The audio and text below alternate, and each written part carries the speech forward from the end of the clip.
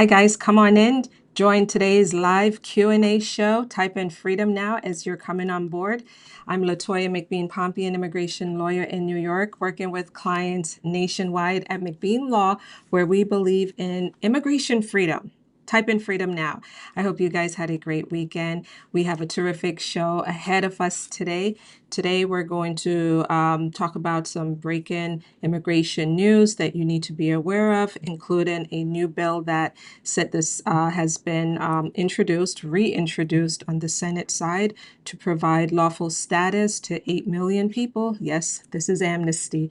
We're going to talk about Amnesty today, in addition to the effort by the federal government to work with the states on building more migrant detention centers. And then we'll also talk about what the Trump administration is trying to do with rolling back the opportunities available to students to be able to, immigrant students, I should say, to be able to get in-state tuition.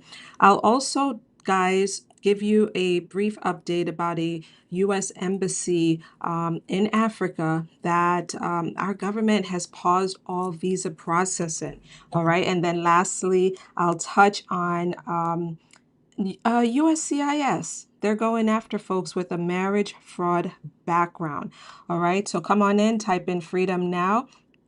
Freedom now, freedom now. Let's see. Am I live? I'm live. Am I live? Yes, I'm live on YouTube.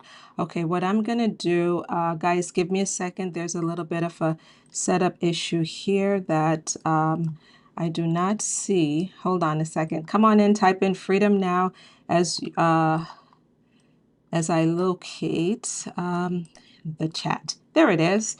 Here, you guys. Here it is. Okay, I see it now. All right. I'm live. Hey there, daughter of Zion. Good to see you. Now I could see everyone. Gilberta, thank you for being here. Christina, awesome. Thank you. Thank you. Share this video after the broadcast. Be sure to share it with your folks on Instagram, TikTok, and other places. Okay. Hey there, Alex. Good to see you. Thank you for that. Hey there. Thank you. Thank you for being here. Hey there, Andrea. Awesome. So you guys are on with me. So now we're going to go into the immigration news, guys. All right. Firstly, guys, let's talk about Amnesty. I know this is going to frustrate many people, but I'm going to talk about it because others are talking about it. It's important news. This amnesty opportunity most likely isn't going to go anywhere, but you guys need to know what it's all about and why it's in the news. And this is Senator Padilla, Alex Padilla, out of California, has reintroduced the registry bill, guys. You might have heard about it in during previous Congresses, right? It's the renewing immigration provisions of the Immigration Act of 1929, which would provide lawful permanent residency status to 8 million undocumented folks in the United States. The updates, it updates the registry date in the U.S. to allow people who have been living here for at least 7 years to apply for a green card. Folks should not have a criminal record, and they must meet other eligibility requirements as well as with anything. But what's interesting about this is it doesn't set a specific date. There's no fixed date. Like the old date is the cutoff date is 1972 currently. And under this Registry Act, it makes the cutoff date rolling to modernize the statute that hasn't changed in nearly 40 years. Again, 8 million immigrants are the target, including Dreamers, TPS holders, children of long-term visa holders, and others. The economic impact, should this go anywhere, the economic impact could generate 121 billion annually for the U.S. economy and add 35 billion in tax revenue each year. Guys, again, this is a dream. Oh, we dream, we hope and pray that this will pass, right? But we know the reality that we're facing on Capitol Hill. And on Capitol Hill currently, guys, there is very little, if very little appetite for anything related to immigration reform here in the United States. But this is that they held a press conference last week about it, and so I thought I'd break it down for you here so that you know what exactly they're speaking about. Again, this is Amnesty that would allow 8 million people to become lawful residents. Next, friends, FEMA. The government is looking to create a grant program for the states so that the states can build migrant detention centers. According to Reuters, FEMA launches $608 million program for immigrant detention facilities, and it would distribute these dollars to U.S. states to help construct temporary immigrant detention centers. And this is, again, a grant program. FEMA has created a detention support grant program to provide financial assistance for states building new detention facilities. So here you have a big push and effort by the administration to partner with states so that states can take on the role of creating the, not only, I don't know, maybe also managing. I don't know if they're going to be the managers of these detention centers, but the states would essentially take on the role of building these migrant camps, as well as potentially managing or contracting out for the management of these camps. States must apply by August 8th in order to receive funding. So they're moving very quickly on this, very, very quickly. The Trump administration is encouraging states to take the lead in building and operating, so here it is, operating migrant detention facilities. This program allows the federal government to co-fund those efforts, offering states a powerful financial incentive.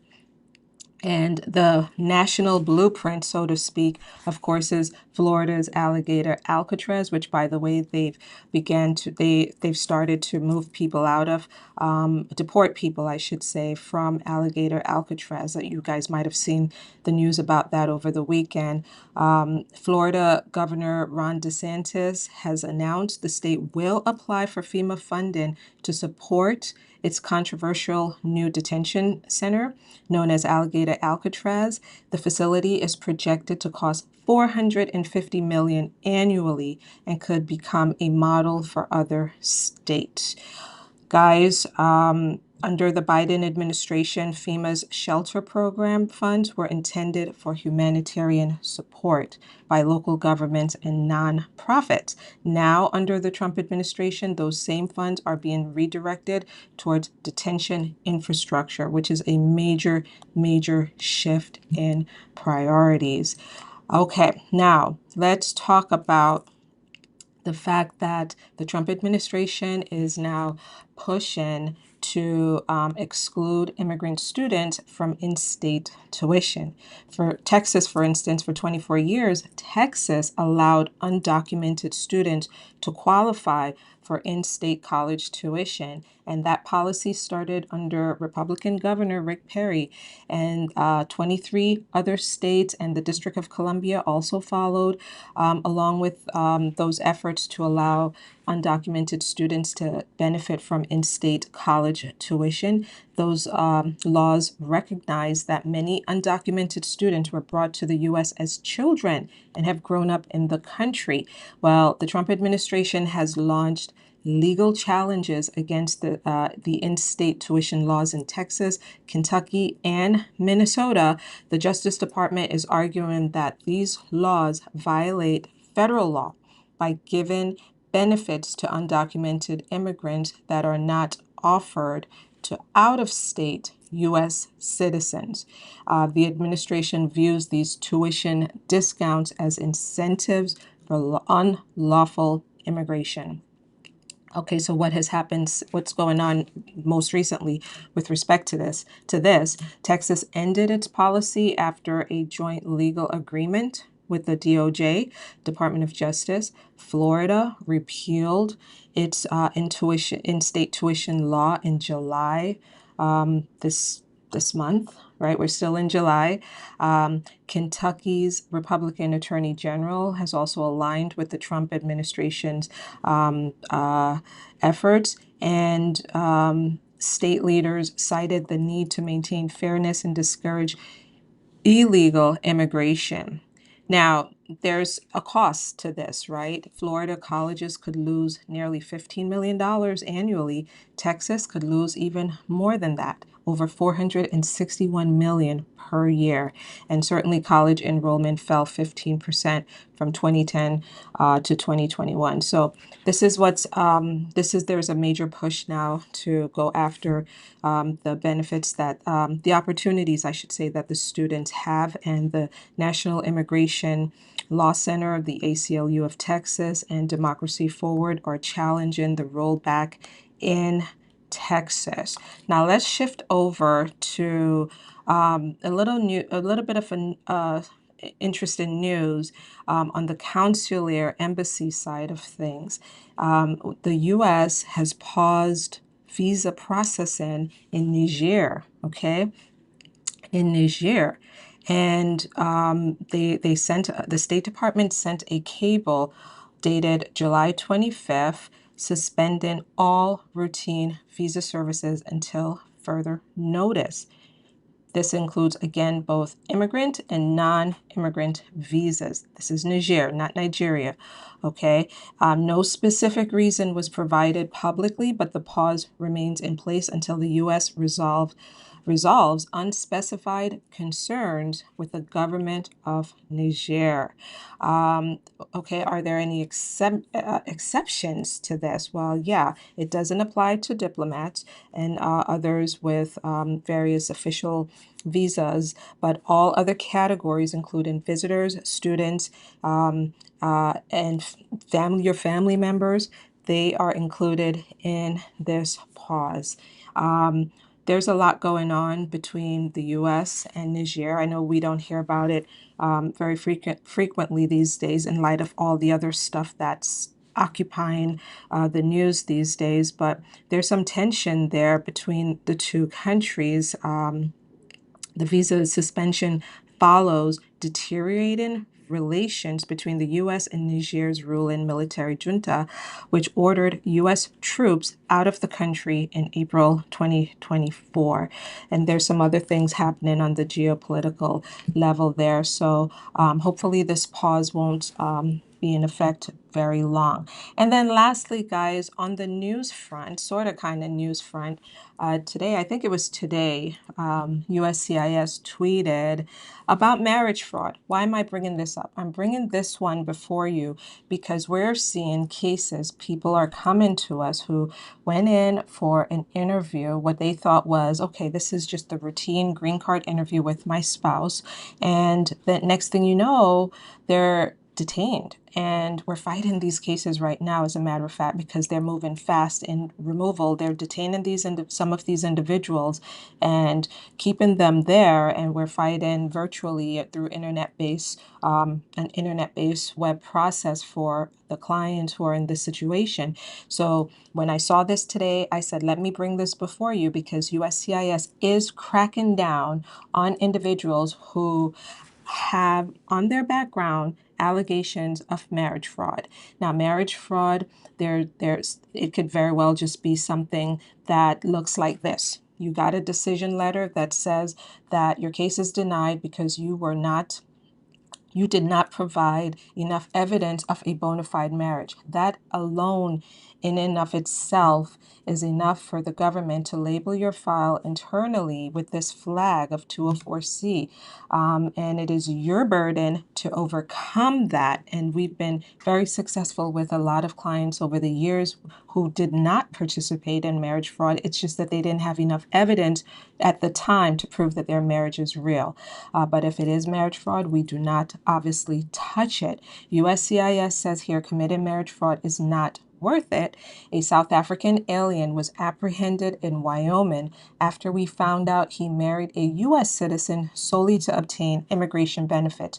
overstayed his visa, and he had multiple arrests. And they mention here that marriage fraud is punishable by 5 years in prison and 250,000 in fines. It is just not worth it. So friends, if you have this kind of record where they made an allegation about fraud, marriage fraud, and you weren't part of anything like that, because it is illegal, very much so illegal, and you should not do it. It is really not worth it.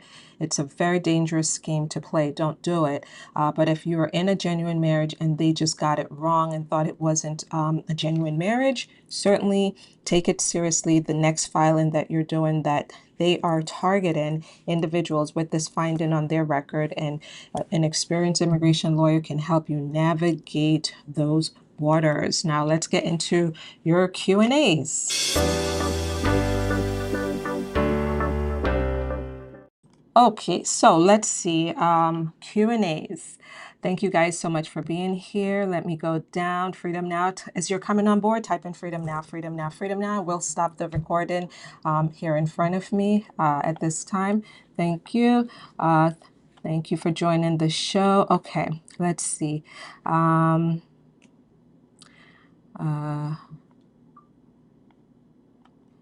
Let's see. Let's go down a little bit. Let's go down a little bit. Also, guys, I forgot to mention that if we love to hear your good news stories. So, and actually, I will be sharing some of your good news stories today. So, comment below if you've been approved, if you, even if it's just a work permit, a green card, citizenship, if it's someone that you know, whether it's your spouse or friend or coworker, neighbor, or anyone who experienced something good, share it with us, okay? Because we want to share it with others to encourage them.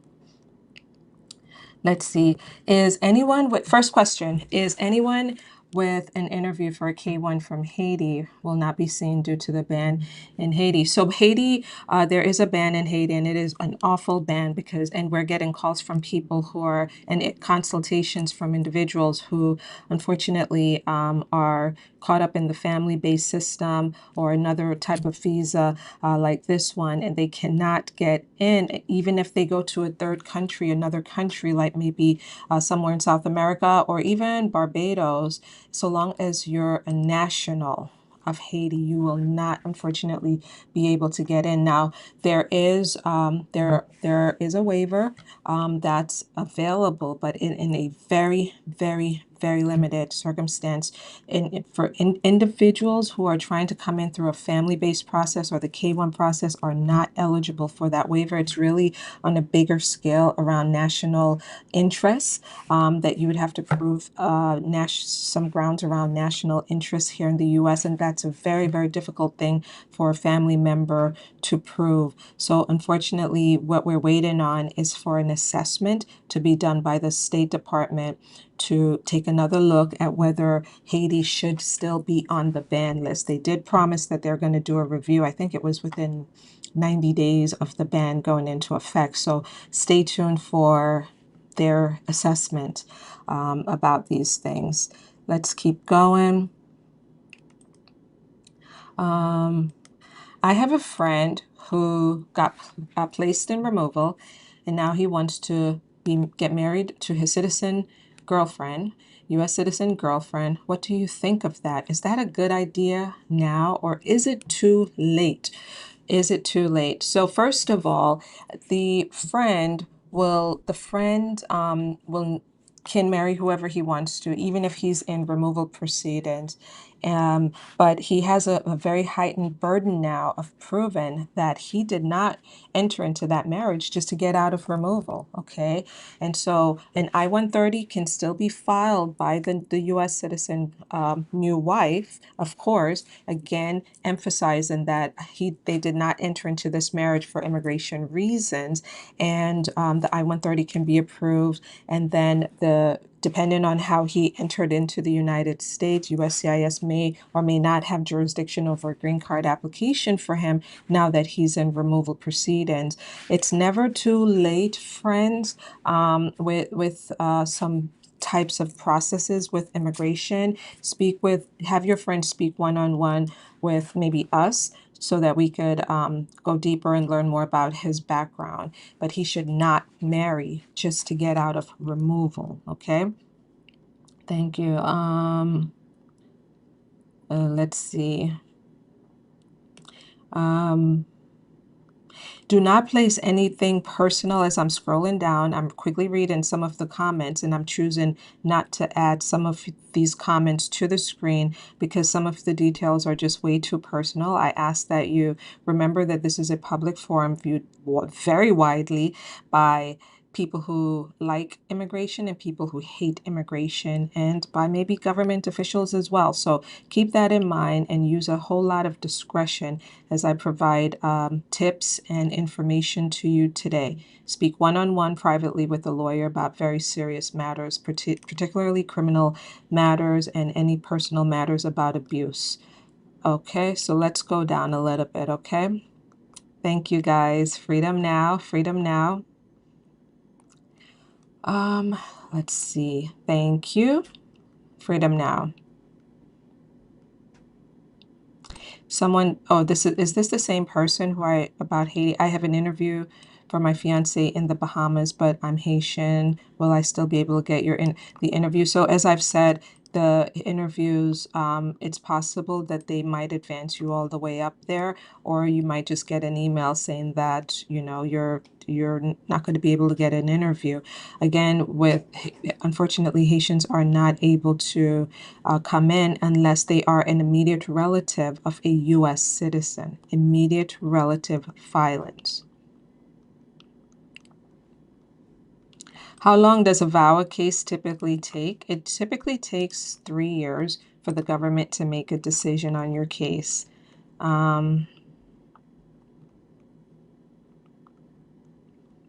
Let's see. Let's keep going. Okay, thank you. I see a lot of freedom now. Thank you. I see some good news stories about citizenship being obtained. Excellent. We'll cover some of those. Thank you. Type in your success stories.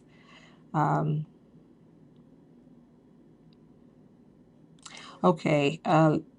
This one says, I have a waiver approved for a crime involving moral turpitude that has grounds for removal, but adjusted my status using a waiver.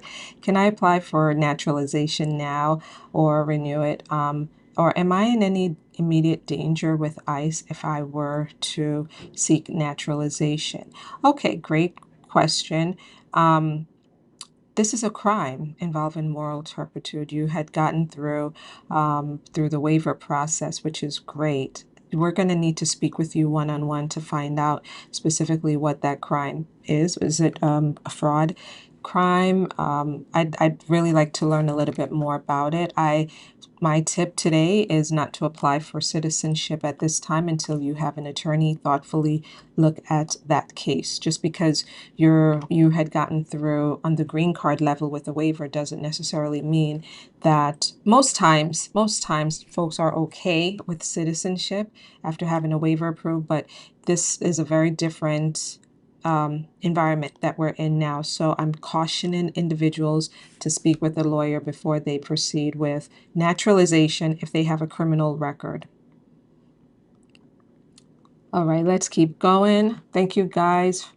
Let's lively up, as some of you would say, the comments. Type in freedom now, and we check out some of our resources on McBean Law's website. My colleague has placed the link here for you guys, mcbeanlaw.com/free, where we have a lot of free guides for you. Let's see. My I-130 petition was approved on April 7th, and it stalled because I didn't mention that it will move forward to the NVC, and I filed the I-824 to allow USCIS to move my case to the Visa Center. But now my kid died. What do I do? I'm sorry to hear that. I'm really sorry to hear that. I'm not sure who is the petitioner here, and your deceased child? How does that play into the immigration case and timeline? But there is a humanitarian reinstatement process that's possible for some people. I don't know if you'll need that. It just depends more on the facts. So certainly speak with us one-on-one about that. If you had applied for the I-130, if you filed the I-130 and you never told USCIS that you plan to consular process, or maybe you told them that you're going to adjust your status, they will retain your I-130 and not move forward with your case. But the I-824 tells them that they should send the approved I-130 petition to the Visa Center for further processing. This I-824 can take several months for the government to approve and process. But with respect to maybe doing a humanitarian reinstatement for you, that might be something that's possible, particularly since the I-130 has already been approved. More facts are needed. Contact us if you'd like to discuss further. Thank you very much. Type in freedom now. Also check out our success stories at mcbeanlaw.com/success. We had a terrific story yesterday involving getting the husband and his naturalization after he was denied before. And we were able to help him with getting his naturalization so that he could file for his wife, and she got her green card. So 2 success stories in one. That was yesterday's story.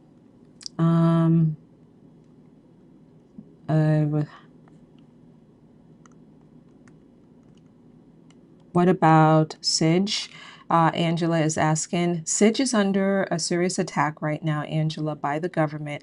If you go on X, you will see the agencies, the various agencies, I think it's USCIS primarily, that is putting out a lot of X tweets, or whatever they call it these days, out there about gang members who benefited, so to speak, from the SIDGE process, special immigrant juvenile status process. And so now they are really looking to crack down here. With respect to anything specifically about SIDGE, of course, deferred action is something that the government got moved away from several weeks ago, or a few months ago. They got rid of the deferred action part of things to allow SIDGE applicants to be able to apply for a work permit while they're waiting for the government to process their case. Check out the visa bulletin to see where the priority date is currently for SIDGE applicants. What's the status on the I-130?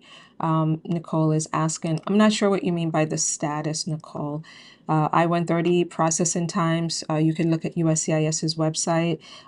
These days, things are moving very quickly for some categories, particularly adjustment of status here in the United States in spousal cases, believe it or not. We're seeing 3 months, 4 months approval under this Trump administration, and you're probably also hearing other immigration lawyers on YouTube saying the same thing. It's moving very, very, very quickly. However, if you're in a family preference category, it's going to be slow. It's going to be slow. You're talking about maybe 2 years, 3 years, and for some people, even 8 years or longer, dependent on the category. We love seeing your success stories, guys, no matter how small. Share it with us. Share your success stories with us so that we can encourage other people. Any word on the Dignity Act? I have not heard anything further on the Dignity Act since I did a live session about it. Thank you, Mamadou. Thank you for being here. Thank you, Faithful. I know I've seen you before. I don't know what's going on with the Welcome Corps. As you know, this administration paused refugee processing, okay, and bringing in very few people, very, very few people under that program. I'm not sure where things are with it today. Can you talk more about the Dignity Act? Maybe we'll just share the link to our live session on the Dignity Act so that you guys, you can get a deeper dive into the Dignity Act. So we'll try to find it and put it in the chat before today's broadcast ends. Can someone carry their EAD work permit card and receipts of notice? Yes, you really should. You absolutely should carry that around with you. Hopefully you're in process to get a permanent residency status. I don't see anything wrong with carrying those two items around. All right, I see more stories of success. Excellent. Yay. Okay, let's go down to the questions. Great stories today. Okay. Does your office help with migrating to Canada? No, we do not. Well, none of our attorneys are licensed to practice law in Canada. But so you could do Google searches on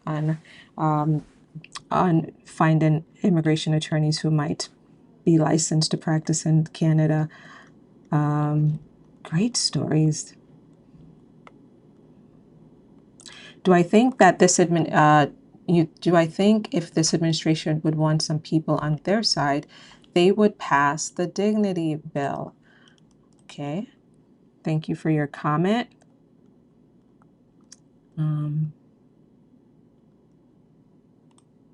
We have a pending I-130 case. Elizabeth says we will be able to self-deport and continue our case in my husband's home country of El Salvador. He has a deportation order currently.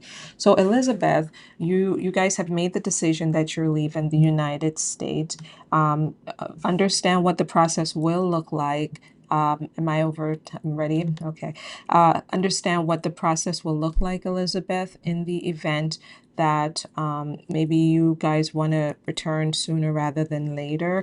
Yes, your husband will need a couple of waivers, and understand that those waivers will need to be filed.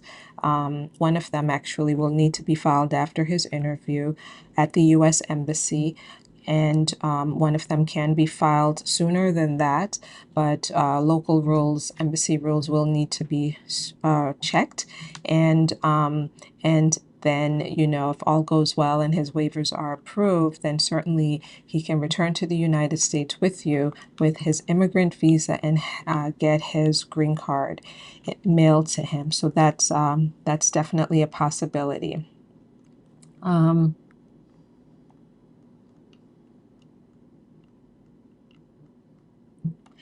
Now, here's a citizen naturalization deportation question. Is it possible to be deported for a crime committed after becoming a naturalized citizen? So citizens cannot be deported. I have a video out there on YouTube breaking down recent decisions related to that issue about the timeline of when a crime is committed and when a person becomes a U.S. citizen, and the fact that that individual can be stripped of their citizenship. They could be denaturalized and go back to a lawful permanent residency status, but they still cannot be deported because the crime was committed. The crime was committed after they became a citizen. Watch that video. I forget the title of it. It's how quickly we forget these things, right? But I also have other videos out there about denaturalization and the criminal process related to denaturalization. All right, let's see if I could grab another question.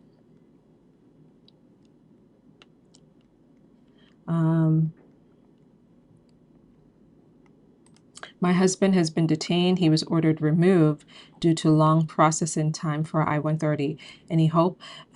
Is he still here in the United States? Is he detained? Yeah, he's detained. Okay, yeah, you say he's detained, and you said that he was ordered removed. Is his case now on appeal? There's a little bit more that need to be dived into to determine whether he can continue to fight or whether he cannot go any further with the case. I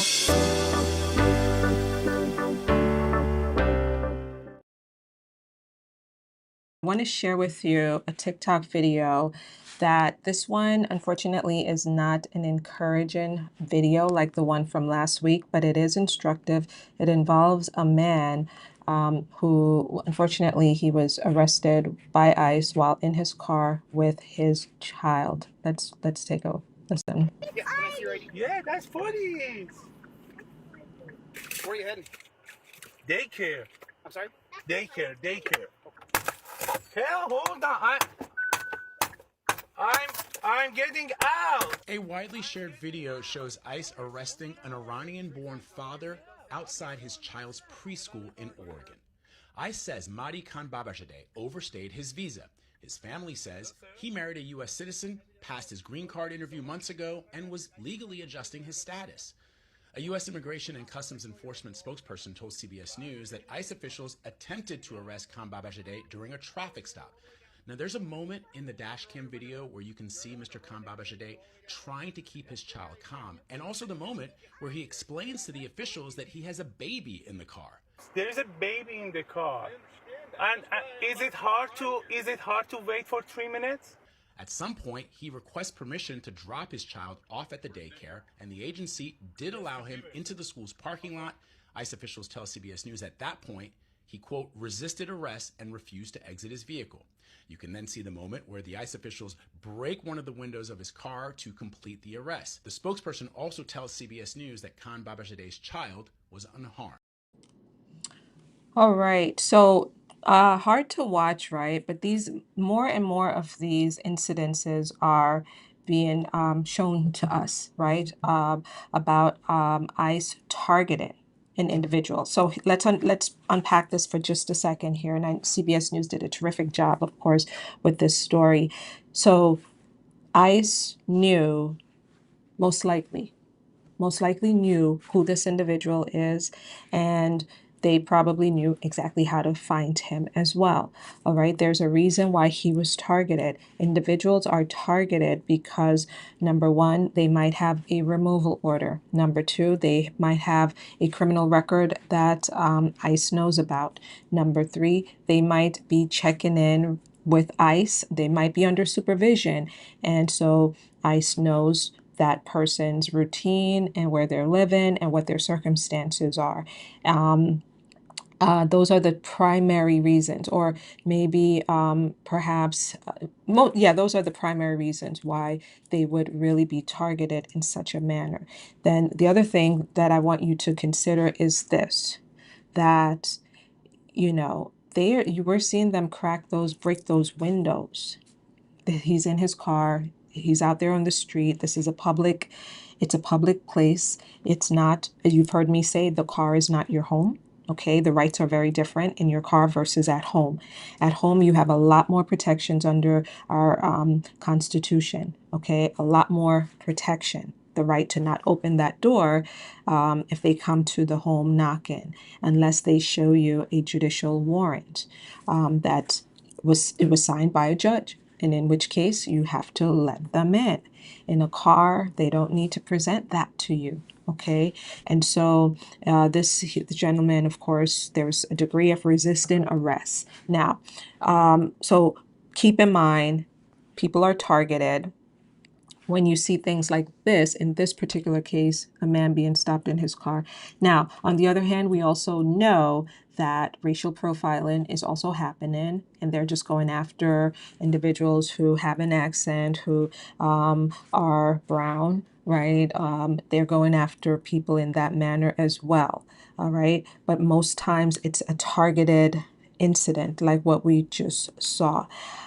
So friends, I did... I think it was on Friday, maybe, or over the weekend. I think it was Friday, a video reminding you what your rights are, particularly in New York, because we're hearing that there's going to be a major blitz here in the New York City area. Now, we're outside of the New York City area. We're in White Plains, New York, in Westchester County. My understanding is that there's going to be a blitz in the New York City area, Brooklyn, Queens, Manhattan area soon. So really understand what your rights are in the event that ICE comes to your home. and certainly get to work immediately with your immigration case if you have a case. Now, with that being said, I want to end on a high note with your success stories. So let's go into those stories. Someone says that my husband had been in the US for 6.5 years. He filed his citizenship in March. He had his interview about 2 weeks ago in New York City and passed his interview. And 2 days ago, he received his letter with location, date, and time for his swearing-in ceremony. Praise God. Congratulations, Deborah. Great story. Hello from Fort Worth, Texas. My wife became a U.S. citizen in May. She just received her U.S. passport last Saturday and this morning updated her global entry. Great. David says, my little sister got her green card approved in just 1 month and 3 weeks. God is good. That's great, David. Congratulations. See, guys, things are moving pretty quickly for some people.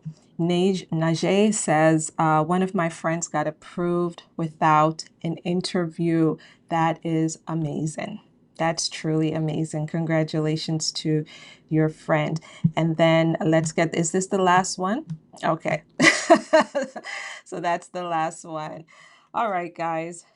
We covered a lot. It was fun. It was great being with you today.